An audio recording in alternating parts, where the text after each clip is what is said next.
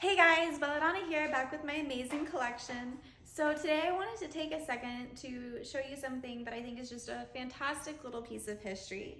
And that is this 1887, yes, 1887 Standard Diary number 91.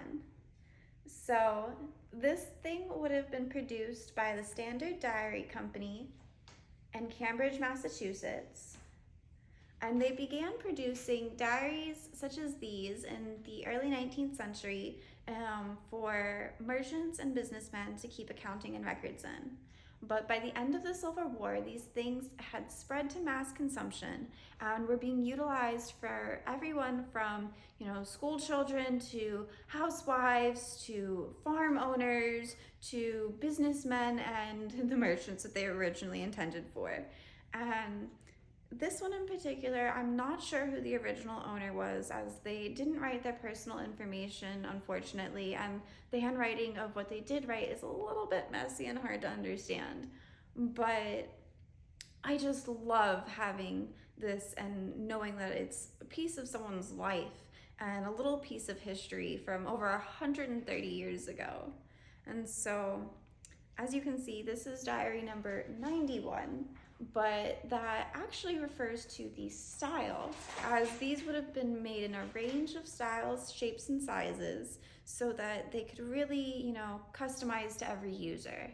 And this one in particular is what would have been known as a pocket or travel diary because of its small shape and size that was about the same size as a typical billfold back then. It has these beautiful, beautiful end of the pages. It's got this cool little design on it here. And in the back, it actually has a little folder so that you could probably store, business cards, little receipts, important information like that. Everything back then was just given so much more care than today, which you can really see with how elaborate stuff like the title pages with all that beautiful red ink detailing.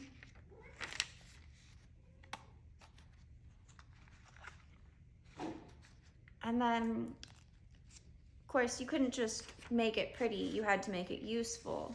So these things were actually the precursors to a modern everyday almanac, and they were full of information at the beginning that was super, super useful to just have in your pocket, such as interest tables, rate of income on investments. Let's see, we've got tide tables, interest laws, festivals and fasts, eclipses for the year, just all of the information that, we'd be able to pull up out of our pockets on our smartphones and Google right away. They would have had to have, gone back to check a library, and not everyone had their own library to check. So sometimes that meant to trek into town, and that's a hassle. Having something like this that's just in your pocket, it can even tell you when the sun's gonna rise and set and the moon's gonna rise and set. That was really, really convenient for them. And it's something that they took a lot of care in. You can see with even the detail to all of the headers.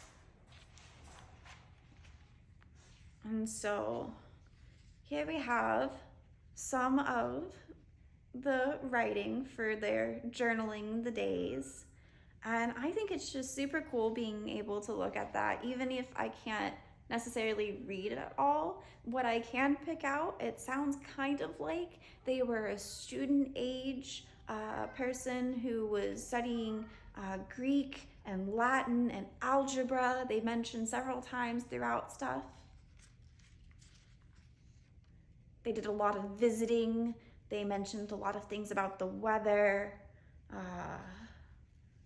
It was a stormy day on Saturday, the 26th of February. And I think it's just so, so neat being able to look back at that. It's literally holding someone's life in my hands.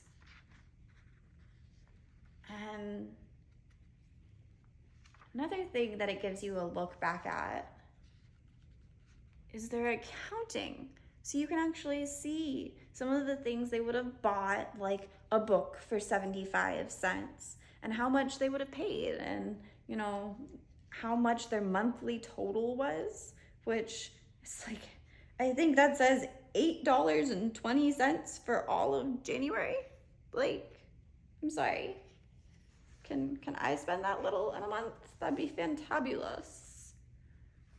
I think the month that they spent the most, and if I can find it here, carefully flipping these delicate pages, was here in December.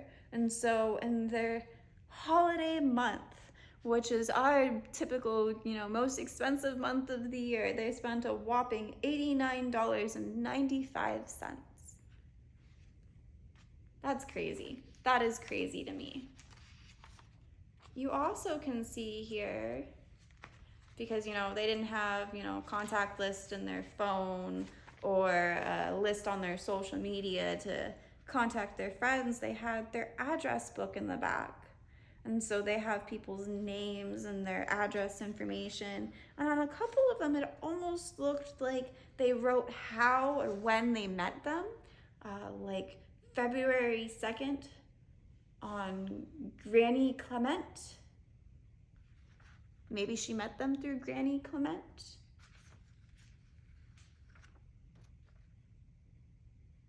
Their name looked like it was Laura Lane. That's kind of cool.